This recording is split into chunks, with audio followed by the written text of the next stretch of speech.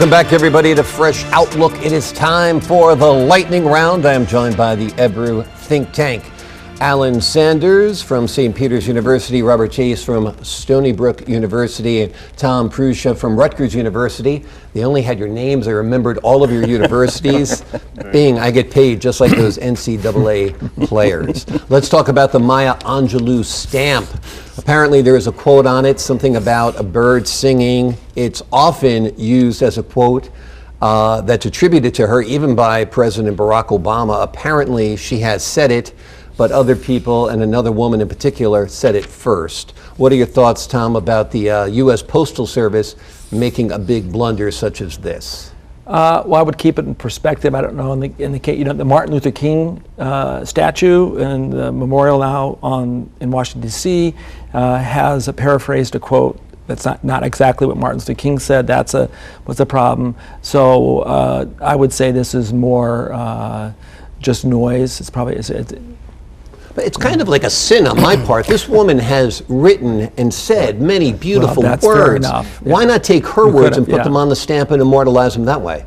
But sometimes certain phrases get associated with someone, or paraphrases that stick with the person when in fact it's really not Such theirs. as "Play it again, Sam." Humphrey I'd Bogart say never get it said it. right. He simply said, "Play it." Yeah. Okay. I would say get it right. I mean, as a professor, we see so much sloppy work on behalf of, that students produce, and the professors always say, get it right. Yeah. And when we see the big bureaucracies and the national government getting it wrong and saying, well, it's sort of okay because, I'd say get it right, spend the money, get it right, and send the message that in this country, we try to get it right. We deliver, we deliver. And, Yes. and I would add to that, here we have a voice from the African American population, poignant, powerful, strong, having delivered her poetry at, I believe, 2 different presidential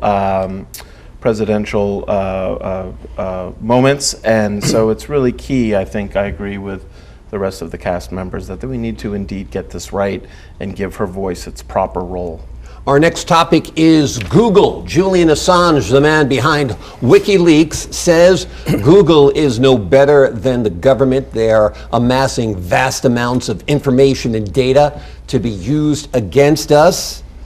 That's why Hillary deleted her email, I think, Tom.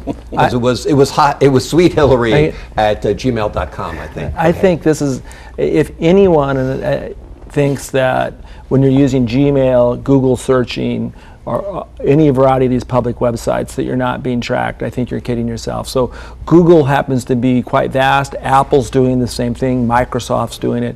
I think when you're online, you have to be aware that you are being tracked. This, to me, is anyone who's been following this knows. Now the question is, should you then be taking better actions to try to protect privacy by using encoded email as a matter of regular course, rather than just for secure documents? But the idea that we're being tracked by Google, that's not the headline. Not a surprise. The headline, we've known that. The question is it risky enough that you should be taking some kind of action to try to secure your documents? Alan, my thought on this whole digital age with our smartphones and our computers and, people walking around the streets like zombies like this.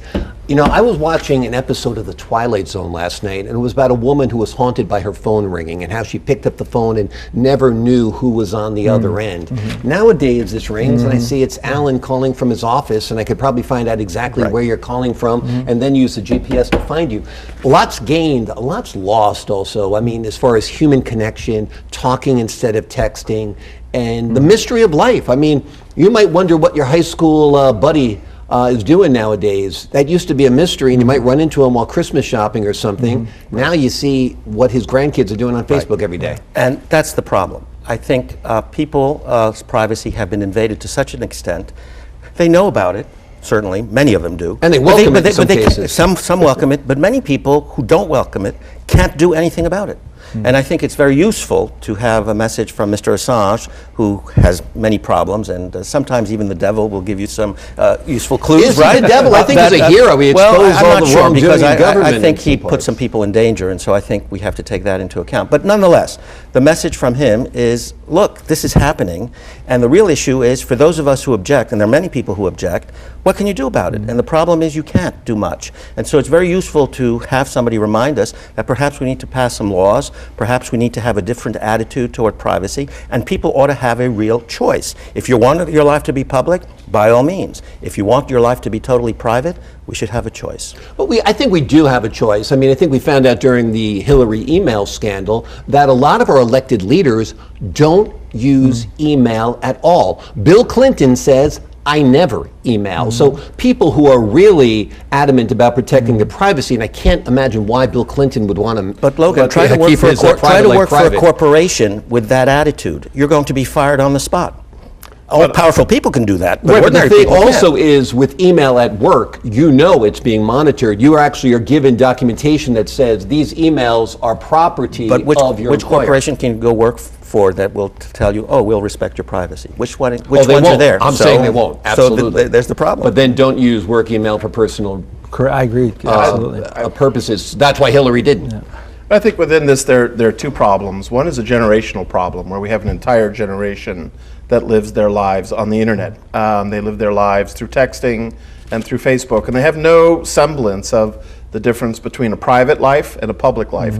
The other issue is one that I think is more nefarious and connected to the first, and that's the degree to which private corporations share information not only for commercial purposes, but with the state. And that's where it runs into problems with surveillance, with policing, with questions of security and free speech. And that's really disconcerting. And why you want Rand Paul to be president. Well, I don't necessarily want Rand Paul to be president, but I will say what's interesting about Rand Paul is he's doing something that liberal candidates are not, which is having a genuine concern about the surveillance state and about mass incarceration. We're going to stop there because we've got to go to our next topic, which is an NFL player who, get this, is a mathematician.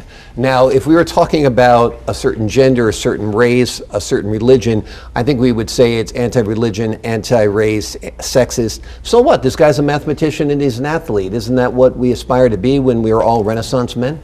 Well, it is a nice story. By the way, I should note that he's not the first NFL player to have a published math paper in a professional journal.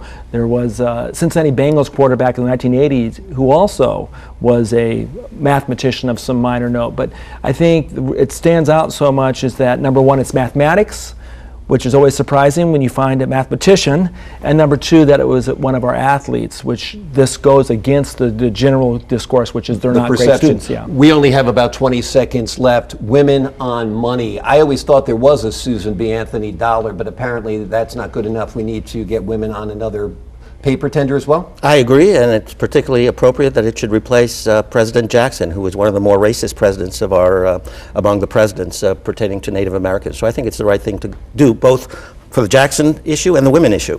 Who's your choice for be on the bill? Just need the name. Future President Hillary Clinton on the money rather than Rand Paul. Okay. As long as she doesn't sign the check, it might bounce. That is it for this edition of Fresh Outlook, Ebru-TV talk show that does what else but help you keep your outlook fresh and informed. I'm Logan Crawford. Thanks for joining us. We're about to hit that reset button.